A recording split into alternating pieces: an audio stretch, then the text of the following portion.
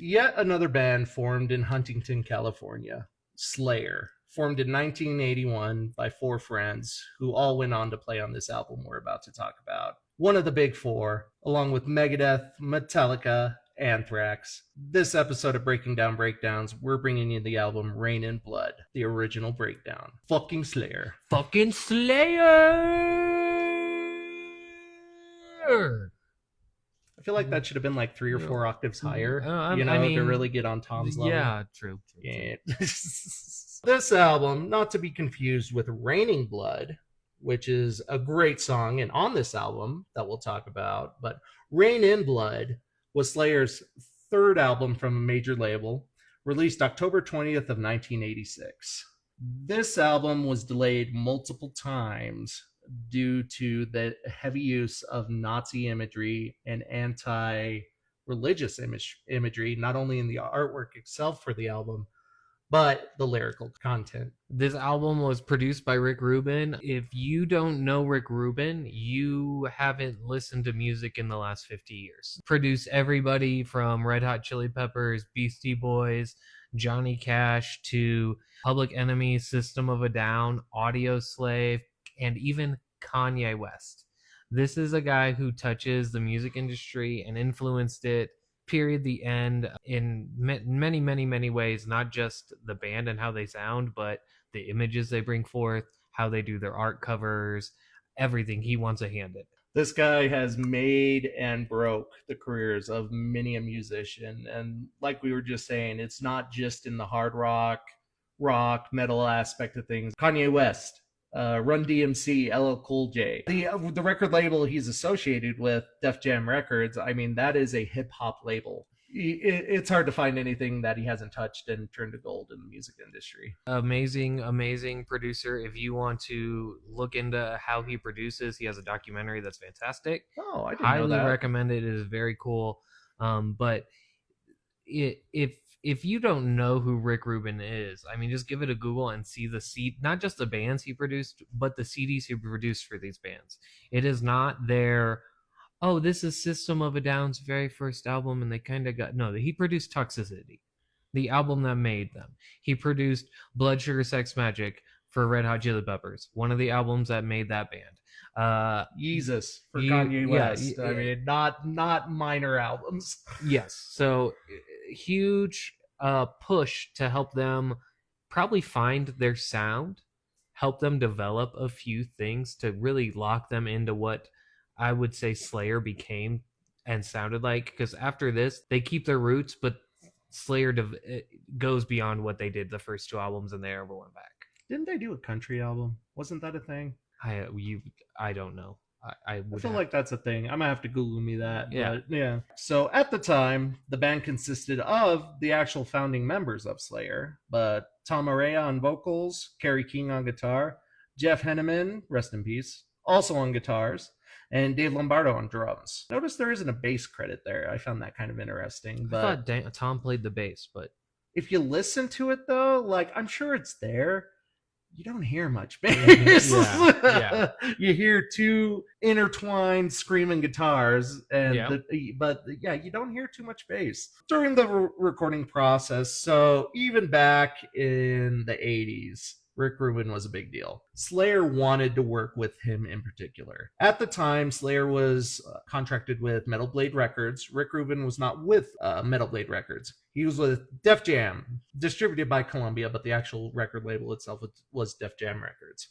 As I said, hip-hop, especially at the time, a lot of people were uneasy about the fact that they wanted to work with Rick Rubin and with Def Jam Records, just because it didn't really go with their image. So after a whole bunch of back and forth, Rick Rubin agreed to work with them. They produced this album under the Def Jam's label. Columbia Records was Def Jam's distributor at the time. Columbia Records refused to distribute this album due to the earlier mentioned Nazi imagery and the subject matter. So they farmed it out to another company called Geffen Records. The biggest thing when they were recording this album, they wanted to differentiate themselves from other bands they were getting lumped into at the time. As discussed, they're a member of the Big Four. As we've discussed in earlier videos, their place in the big four can be argued a bit. Yep. But their main thing going into this album is they wanted to differentiate themselves from Metallica and Megadeth in particular. They wanted to make an album that sounded different with no riffs that repeated themselves, no fluid stadium anthems. They wanted something different, and they did it. Yeah, you could definitely hear that in this album.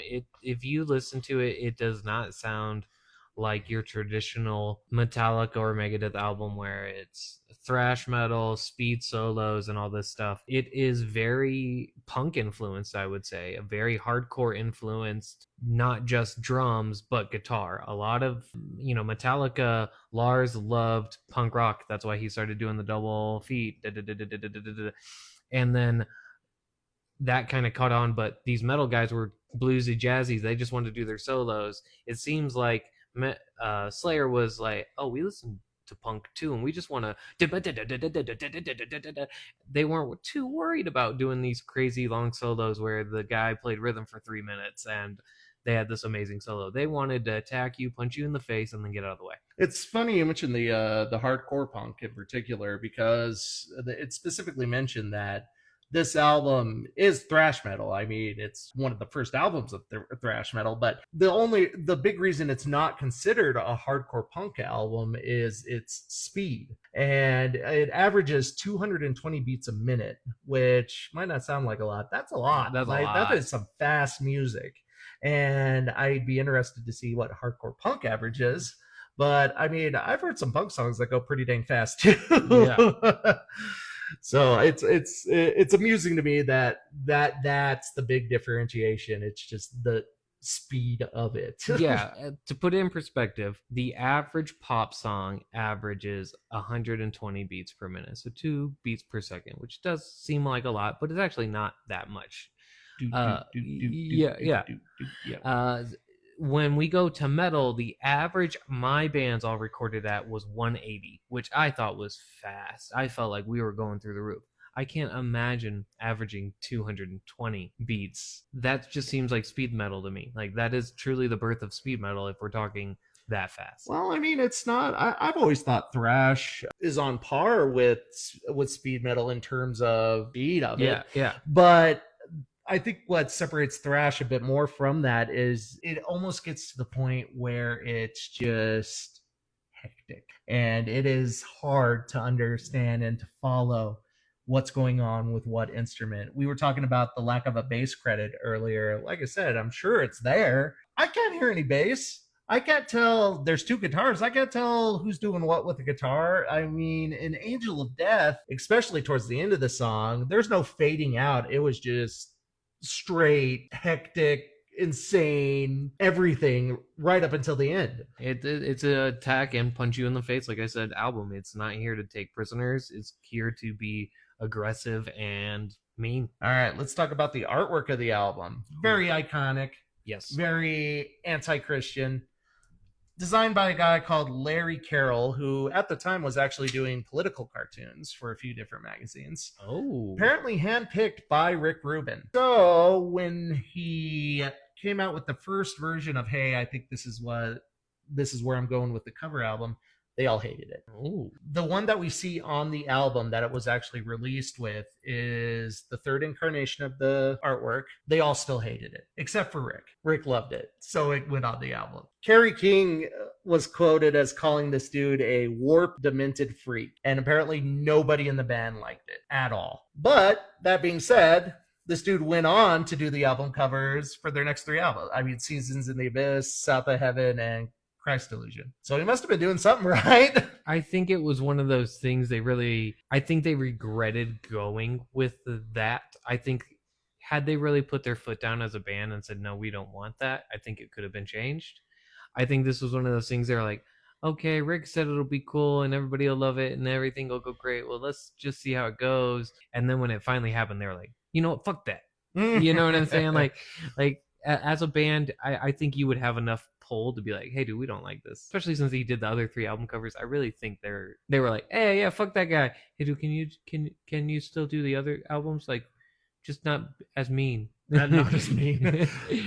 I don't know. What is it? South of Heaven or am I thinking of Seasons of the Abyss? I think I'm thinking of Seasons of the Abyss because it's a very similar subject matter to this one. I mean, he didn't change it up too much. Something else, when they signed with Rick Rubin to do the album, the first thing that Rick Rubin did is he flew them all out to Seattle and did a photo shoot. So apparently, according to him, there were no good photos of the band. Now, this is a band who's on their third album. They've done tours in Europe. They've done tours in America. They've played with Metallica, Megadeth. Yeah. They opened for Wasp. He flew them out, got them all dressed up, did a little press tour, paid a professional photographer to come in, do professional photo shoot. On the back side of the album, inside of the album, or one of the photos that they'd taken was released with this. The things you wouldn't really think about, too. And I think that goes into why he is not remembered, the dude's still around, but why he is thought about as such a great producer. Because not only did this guy know what to do music-wise, I mean, he knew everything around the album. He knew the marketing. He knew the way the band had to be presented. A band who looked like this to not have good promo pictures is insane. Like, if you put up a picture of Kerry King outside a metal show, people will show up just to see what that dude plays because he looks... Well, remember, he did have hair back then. It's still a striking looking guy. Still a striking looking guy. He looks like Tank Abbott to me. So, I mean... The release and reception of this album. So...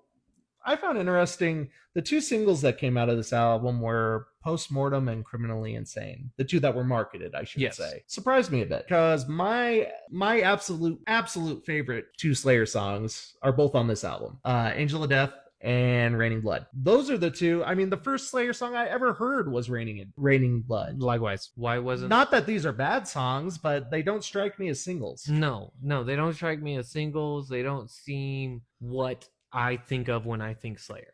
Now, arguably, there really wasn't the source material at the time that, like, we're looking back on this 30 years later, 40 years later, saying like, oh no, I mean, Angel of Death, that's Slayer, you know? Yeah. But it's not that these two songs aren't Slayer. It's just, it seems like Raining Blood in particular has so much more market appeal. Just from the riff alone. Yeah. Would you call it a misstep on Rick Rubin and the band, or what do you think? I think it could have been potentially a thing of, hey, that's some subject material we don't know if we want to make a single. It's really hard as an artist when you're writing controversial things to release a single and have it not be too controversial. And you're always trying to walk that line. Like, if we go back and look at Antichrist Superstar, singles off that album are evidently the poppiest stuff off of that. So maybe it's the most easily accessible for the widest audience, which I would argue, I mean, Raining Blood fills that a bit more than these two songs. Musically, but maybe lyrically, it's a little more aggressive in the wording, a little more, descriptive of things that people don't want to think about. You know, if I said Raining Blood, everybody's like, ooh, like Postmortem, people are like, whatever. You know, like, there's a difference to the normies, the non-metas. But it's truly one of those things. We don't know what was thought of at that time. And it's also, like you said, hindsight's 2020.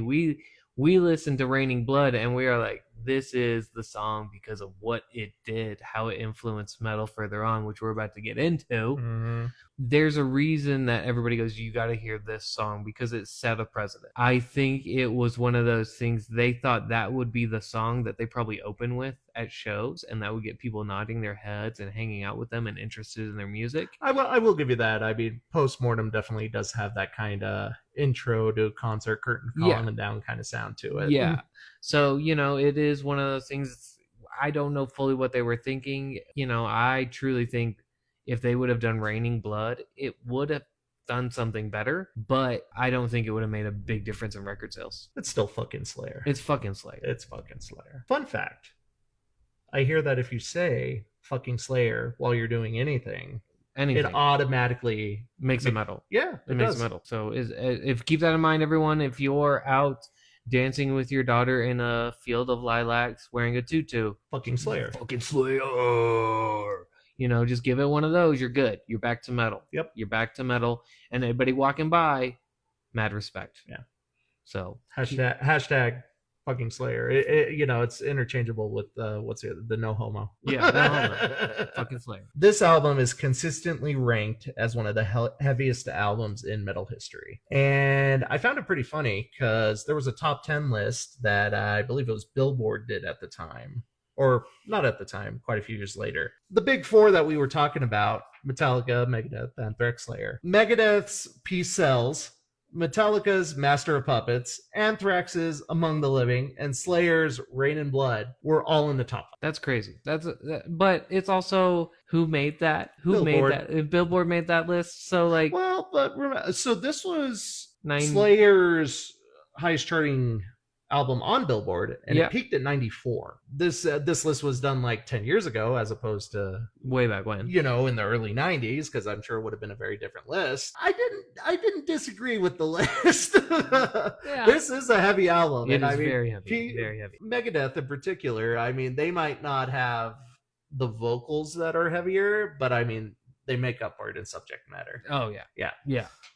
But yeah, I did not disagree. Yeah, consistently ranked one of the heaviest albums in metal history. When it was released, was critically lauded as an excellent album. Didn't sell as well as I would think. Yeah. Knowing the band, knowing the history, knowing how popular this album is even today. So it got certified gold in 92, which is 6 years after it came out. We were kind of talking about the issues with the singles. Maybe they should have released different singles. I started thinking maybe it had a bit to do with the distribution issues. Could have been that. Could be since they didn't want to send out as many of those albums. It could be that opposed to a small tiny record shop getting 10 of them, they got 2 of them. They sold those 2 of them and never wanted more back because they only had 2 of them, and they thought, oh, that record company must not stand behind this album. No teenager's mother seeing this album artwork and their child listening to it in the 80s would probably be okay with this. Yes. And it's iconic. They set out with an image in mind. The artwork itself, they might not have agreed with it, but in the end, they okayed it. Yeah, they gave a thumbs up. They let it go. It honestly probably shot themselves in the foot a little bit with the album art. That could be part of it too. There's so many things. It's also, I wonder, what other albums came out in October of this year? Did Metallica drop an album?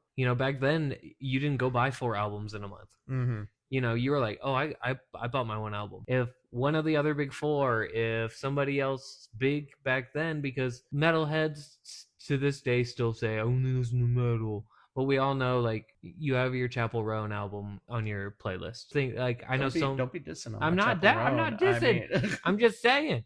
I know so many metalheads who have Lady Gaga albums, who love this or that. And that's cool. That's where we get inspiration. That's where we create new sounds in our genres. So don't be afraid of it. Listen to other music.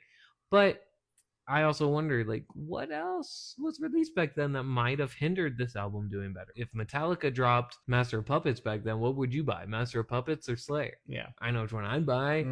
It seems like you got to walk the line, too. And obviously, any band, you have to cater to certain things to be a platinum band. You have to release music that appeals beyond your basic fan group. Not that there's anything wrong with those truly devoted fans, but in order to sell 5 million albums, you're going to have to appeal to more people who would than the people who would look at this album and be like, yeah, Nazi atheism, you know? And more props to Slayer for doing this. I'm not saying it's a bad thing, but they had this album, what they wanted to do with this album in mind. And on the long list of bands that have sold out in order to sell more albums, this does not even come to mind. If they wanted to sell more albums, they would have went with different artwork for the album. If they wanted to sell more albums, they would not have made the intro song a song about Joseph Mengele. I love the album. I appreciate the album. And you know what? I would never, ever accuse Slayer of selling out on this album. And I'm going to say this. If you ever accuse any member of Slayer of selling out, many bands, Dave Mustaine would call you an asshole and probably try to punch you in the face. everybody in Metallica would just turn their nose up at you and walk away. If you said that to any member of Slayer, they're gonna fuck you up. To this day, like they are strictly Slayer. They do what they want to do, and they don't give a fuck, and they're still gonna sell out a stadium. I think this, for me, Slayer as the antithesis of the metal attitude. There's certain bands when I think of, like, when somebody says, what do you think the ultimate like punk rocker was? G.G. Allen, awful human being, horrible person, punk rock as you could be. Kerry King, to this day, the most metal dude there could metal of metals. Like he is a fucking metal dude, from the way he dresses, from the way he talks to you, from the way he plays his instrument. He's fucking metal. To his instrument itself. Yeah. He's got the freaking, lightning bolt freaking guitar. I mean, the dude's whole image does scream it. Yeah. So, like, and I'm going to say this, he could probably still beat my ass to this. The dude's pushing probably 60 plus. Oh, yeah. And I am 40. And I'm going to say that Kerry King could whoop my ass. Oh, yeah. Period. The end. The dude is stacked. I mean, he could probably bench the other members of Slayer. Yeah. I mean... And has probably been in more fights than I could ever imagine in my life. All right. So some controversy with this album. We've been touching on it the whole time. Yeah. The whole time. But this album was criticized extremely heavily for the Nazi imagery, the Nazi-inspired lyrics, and the anti-religious imagery. You look at the album cover, the Nazi stuff doesn't come through very far. I didn't see it till somebody had to point everything out. Yeah. I'm like, okay, I guess but so.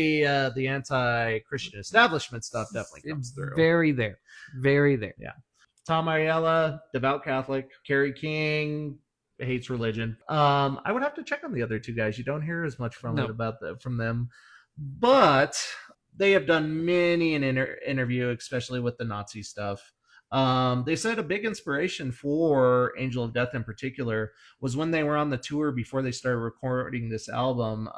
Tom read several books on Nazi history, and with what Joseph Mengele did in particular, I mean, you can't make it sound pretty. You can't. And I mean, if you're looking for disturbing subject matter to write a song about, I mean, I don't know if I'd call it low-hanging fruit, but I mean, it's not hard to imagine that an easier thing to write that kind of music about.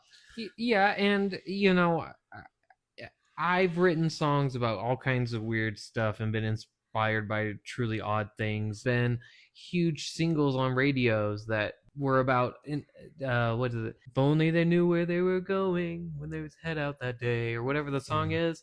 It's about two elderly people who had Alzheimer's who went to go to a festival they went to every year and got lost and ended up dying on the side of the road because they couldn't figure out how to get back home. But no one knows that that's what that song was about, and it's super dark, but it sounds like a happy song. Like that sounds pretty, and it's one of those things. They took a very dark subject and made it heavy, and they just found inspiration. Personally, I separate artist from art a lot because I understand that, and listening to this album, I don't hear anything where I'm like, yeah, that makes me want to believe in Nazism. I took it more as, look at these awful things this person did. And that's how I interpreted it. But on the other hand, though, there were and are a lot of people who listened to this album and had the complete opposite reaction. Yep. I mean, you can't... American History X. Great movie. Watch that movie and see how many times you see somebody wearing a Slayer t-shirt.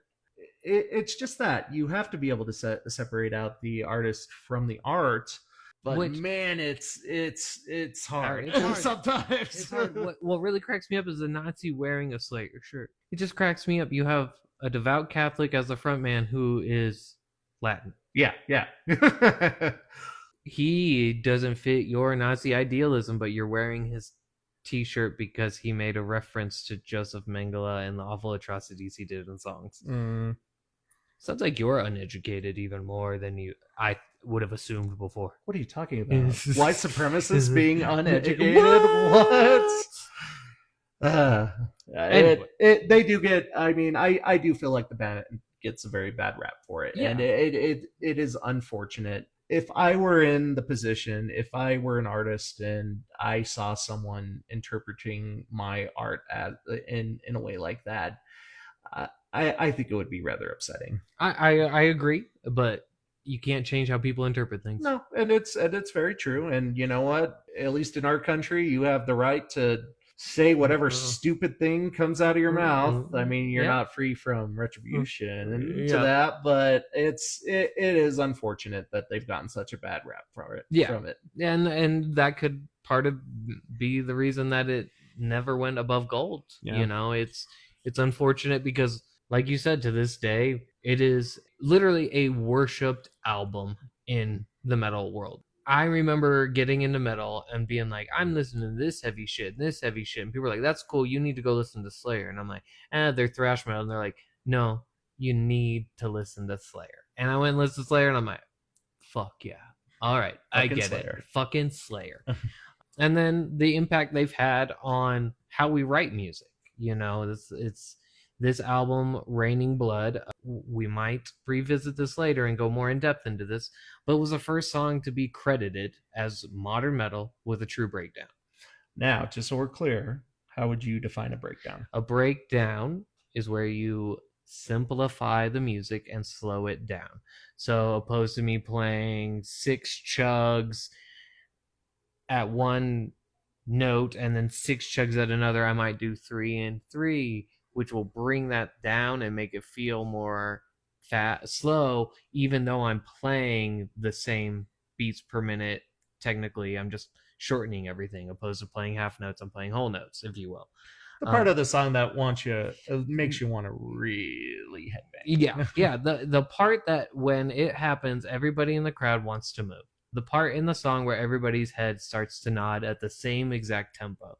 You know it in every song, even though you don't know it's a breakdown. It is exactly that moment. We have all had that moment where we look around in the crowd and you see everybody's head nodding. That's the breakdown happening right there. Boom. It's crazy to think that it happened in 1982 on an album. Like I thought it would have come sooner somehow, and I'm sure in somewhere in jazz, I'm sure somewhere in some kind of weird thing, somebody got influenced for it, and that's why we will probably return to this song and do a full breakdown on breakdowns and figure it out. This is why we wanted to do this album. Is we're here breaking down breakdowns. Well, let's show you the first breakdown. And you know, we kind of went off on a tangent there. Not a bad one. Yeah. But we touched really heavily on the Nazism side. We kind of skimmed over the anti-religious stuff. Oh, yeah, you're right. Yep. Comes back to the same point, separating out the music and the musician. The way I look at it, I was raised Catholic. My brother-in-law is a Catholic priest. My wife's family is real Catholic. I listen to music that in all likelihood would probably get me some kind of form of excommunication. Yeah, most likely. Now, am I out there worshiping Satan? No. Nah. Will I crank some freaking behemoth? Absolutely. Yeah. Absolutely. Some Gargaroth. You gotta be able to enjoy it. You do. And you know, I've had friends, I've had coworkers who have questioned me on my musical tastes, who said, well, you know, if you believe in God, if you believe in a higher power, you shouldn't be listening to this music. And I just think that's such bullshit. I really do. I mean, we all have our own takes on it. There are bands, there are people who say that, but then there are bands like August Burns Red, who makes brutal music, who I've seen the lead singer walk to the front of the stage and say, let's give a shout out to our Lord and Savior, Jesus Christ. And I'm like, oh. Devil Wears Prada. Devil Wears Prada. That's another one. Yep. I saw them touring with All Shall Perish. You know, it's one of those things. I think when you're in this world and you listen to metal and you know metalheads, you look around and you go, oh, like, this is just how these people deal with shit. Some people go play football and hit the other guy and talk mad shit. Some people go do drugs or drink, and some people go run marathons or do ultra marathons and punish themselves that way. I just think metalheads, that's how I, like, you want me to feel better, let me put on a brutal album and scream in my car while I'm alone, while driving for 20 minutes, I'll come back a whole new person. Yeah. And there will always be those people. There will be those teenagers in Norway huddled in a basement listening to Anton LaVey played at three sports the speed, set to a backdrop of somebody microwaving forks, and call it black metal. And you know what? More power to you. If it helps you through, if you enjoy it, more power to you. But I feel like, as someone who enjoys this genre of music, you're limiting yourself if you're not listening to either extreme. The ones that are blatantly yay pro Satan, or the ones that are, we are a Christian metal band. You have to be able to take in the whole picture. And there's even bands who started off Christian and have changed. He is Legend. The band's name is based off of God. He is Legend. And then they got in a record dispute, and now they're not a Christian band anymore because they wanted to drink while on tour. Actually, it's a little side note here. You know a band who I found out after I had been listening a while were actually a Christian band? No. And this is gonna come as like, wow, you really didn't see that? Skillet. Oh. And I'm talking back in like 2008, 2009. The album was rebirthing. I listened to that whole album. I was like, damn, this is a pretty good album. And then I had a buddy of mine say, they're a Christian band. And I was like, damn, their songs make a lot more sense now. Yeah. But yeah, that's just a little one on me. I wasn't exactly looking for that. But it just shows you, like, I don't consider myself a religious person at all, but I still love Christian music. So why can't I listen to Christian music too? I don't know. Don't get it. The time of the show where we get to, more so than the other part of the show, come out with our feelings on the album. The ratings. The reviews. Yes. Are we calling it the ratings? Are we calling it the reviews? We'll go with whatever. We're kind of doing both. Yeah, we're kind of doing the ratings and reviews. Yes. All right. I did my score last time. You do score first. All right. This album is an absolute banger of an album. I have 5 or 6 songs that are on this album on my playlist, my shuffle playlist. I listen to this album every time when it comes on. Raining Blood, I crank that with my 4 and 6-year-old in the back seat. Awesome. Angel of Death, awesome. Postmortem, awesome. All of it's awesome. Do I think it's a perfect album? No, it has a few flaws. A little hard to understand sometimes, but it's in the spirit of the album. I give this album a minus. 90%. 90%. All right. Few things after going into it. Few things I felt they could have done a little bit differently, especially at launch. That might have helped things along a bit. Might have broadened the appeal of it a little bit. Again, these are just my personal feelings, but this is a great album. A minus. I am going to agree with you 100%, even on the score of a 90. Yeah. That's where I give it to. Amazing album. You should have like a bell or something. Yeah, ding, ding, ding, ding, ding, ding. Great album back to front. It is Rick Rubin trying to figure out how to do thrash metal. So there are some production things that I feel could have been done a little bit differently, such as clearing up some of the vocals, such as layering a little bit better, but small things like that as a musician, and especially how we produce metal nowadays. I look at and I'm like, that could be tweaked. This could be changed. It is kind of part of the charm of it too. You know, it definitely still has that kind of garagey kind of feel to it, which, I mean, all good thrash metal kind of does. Yeah. I don't say I go and listen to this album. It's on my playlists. Mm-hmm. It's mixed in. There are albums I grab and I'm like, I'm listening to this back and front today. This isn't one of those. But whenever a Slayer song comes on, you don't fucking skip. You don't fucking pause. You just let fucking Slayer play. Fucking Slayer. Fucking Slayer. I think a 90 is a great score for it, for influence, impact, everything about it. It brought about how we think of breakdowns. Everybody looked at this album, from punk rockers to metalheads to thrash metalheads to all these weird people, and breakdowns have now gone into almost every genre. I mean, you get country breakdowns now. Mm-hmm. I mean, it's crazy to think about that this has kind of changed how people go, oh, I can make this part of the song much slower and much simpler, and everybody loves it. And you mentioned Slayer to anybody, and my grandma knows who Slayer is. Yeah. She's not going to be listening to him. She's going to tell me, "Oh, you listen to them," Yeah. But everybody knows who Slayer is. Yeah. I mean, what is it? Kylie Jenner is for better or for worse, wearing a Slayer t-shirt. I mean, it's fucking Slayer. It's fucking Slayer. And this is the album that really solidified them. Yeah, this is the album that made Slayer fucking Slayer. It is the album that made us all go Big Four. Like it wasn't just Metallica, Megadeth. It was, oh shit, there's another player in the game. Mm-hmm. We would be more than happy to hear your guys' thoughts on this album. If you have some recommendations, we're same season. We're probably not going to do 2 Slayer albums, but I mean, we're definitely coming back to Slayer. Yes, 100%. We're thinking about that special with just Raining Blood, the song Raining Blood, not Rain in Blood. Yes, Raining Blood. And if you want that, the origins of the breakdown just a bit more. If you want that, comment below. We would love to hear that you want to hear it too. In the meantime, this is Breaking Down Breakdowns with Steve and Chris. Fucking Slayer. Fucking Slayer.